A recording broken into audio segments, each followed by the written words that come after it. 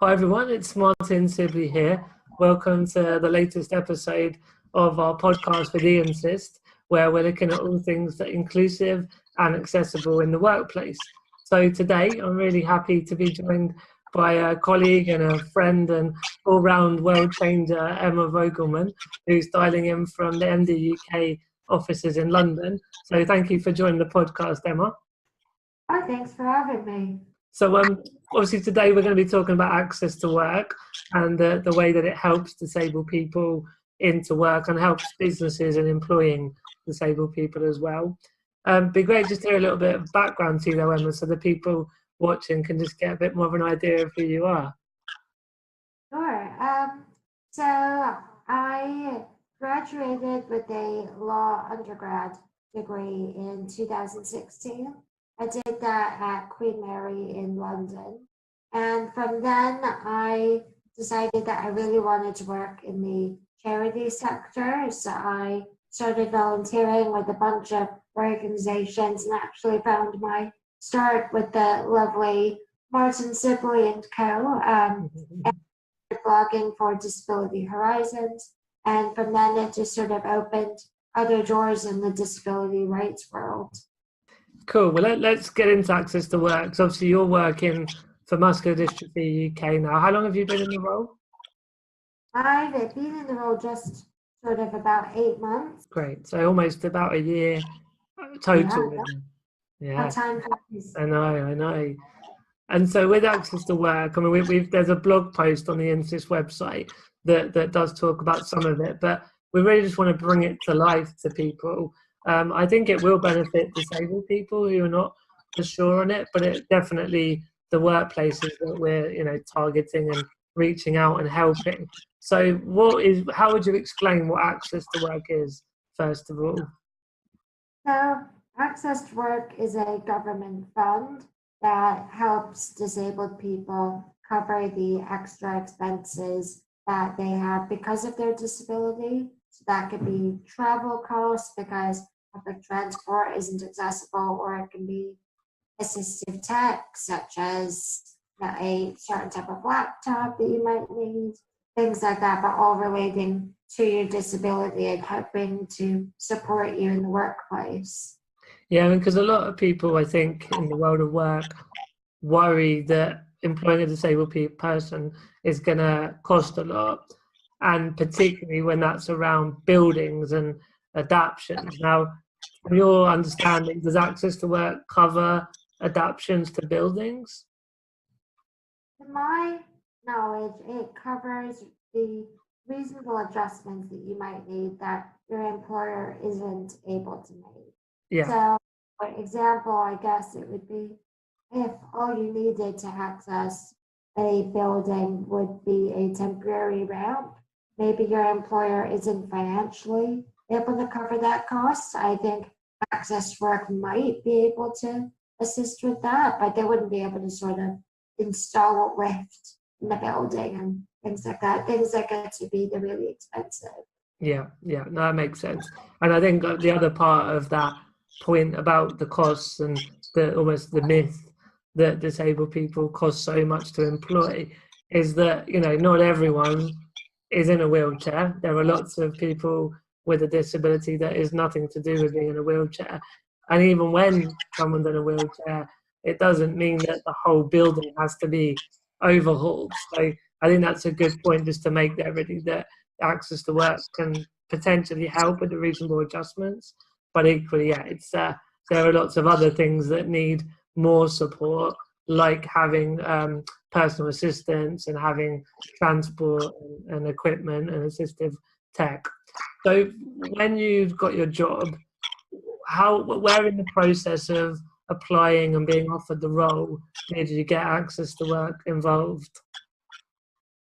So I contacted access to work after I got offered my job formally, and when I worked out with my hiring manager what my hours would be. So then, because my main support that I needed from access to work was travel costs, so I needed to know what my hours would be to be able to judge if public transport was going to be an option. And if it wasn't, then that was what I needed access to work to help me with. Yeah. Okay. Cool. And so that was the transport. Was there anything else that Access to Work were able to help you with when you started the job or since you've been in the job? So the main thing Access to Work helped me with is travel. But when I realized a few months into my job that I needed to travel to external venues, to meetings and things like that, I contacted Access to Work again and said, the places I'm going are at different times. I don't always have a public transport route. So would you be able to cover my travel costs for those journeys? And that was a taxi as well. And they did actually end up supporting me with those costs. So that was really great. But I was pretty lucky because I had already gotten myself a laptop that I was able to use just before I started the job. So I didn't need any other tech or equipment. Yeah, no, it makes sense. And are you able to type, or do you have any other ways of helping you with that interacting with your laptop? So I'm pretty good at typing. I struggle for long periods of time, so just have to take little rest breaks. Yeah. I don't use any type of software, but my colleague does. So I've sort of had a little play around with it, but for the most part, I'm all right with typing. Yeah, that sounds good. So, I mean, because you mentioned, obviously, there's colleagues at MD UK who have similar needs, and so there's obviously other experiences you're aware of within the team and in the office. But I think you also work with businesses as well. Is that right? I do, yes. I am the employability officer at MD UK. So my whole job is based around trying to get young disabled people into work. So that means working directly with young disabled people to find out what their experiences are trying to find work. Then also with employers to find out what their experience of disability in the workplace is, and then learning from those experiences.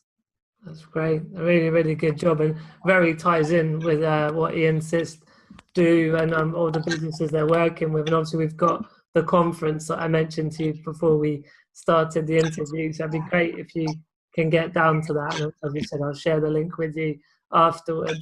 But I love all these synergies and collaborations, because I think that's the way that we can all really work together between charities, businesses, disabled people, entrepreneurs, all the rest of it, to kind of push the boundaries out of the way and make things happen. So it's really exciting to have that chat on that level.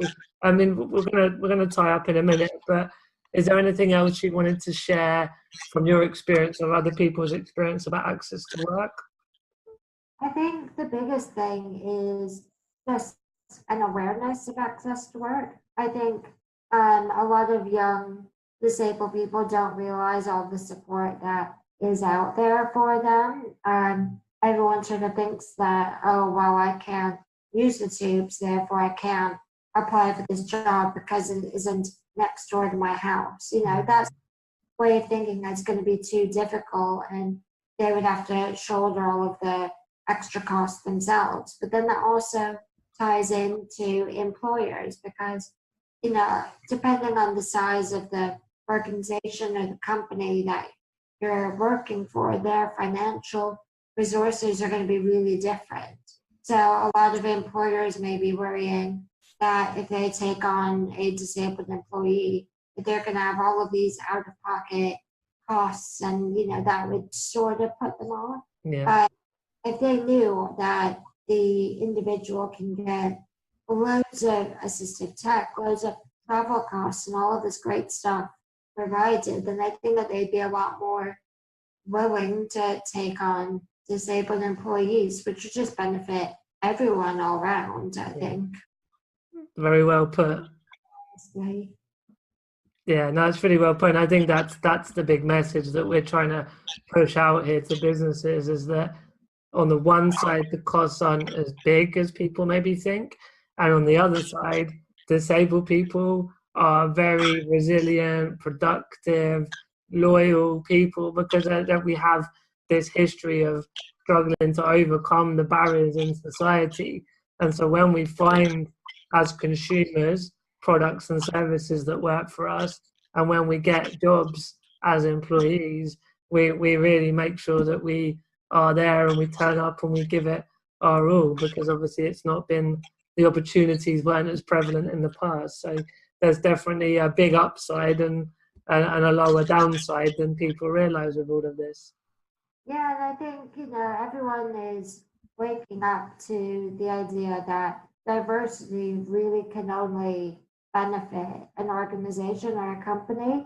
So it's a disabled person on the team is going to bring a totally new perspective, and it will, I think, really benefit any company that's providing a service to the public, or, like you said, designing a product. It's being able to tap into a new market that maybe they weren't able to before. So it's going, like I said, I really think it'll benefit businesses as well as obviously self-fulfilling the young disabled people who want to be in work just as much as everyone else does. Here, here. Lovely. Right, and I better let you get back to your other bits and bobs at MDUK. But really appreciate your time today. It was lovely to catch up and talk about all things inclusive and accessible in the workplace. Oh, no problem. Thanks so much for having me, and let's catch up soon. Cool. Take care. Bye-bye. Bye.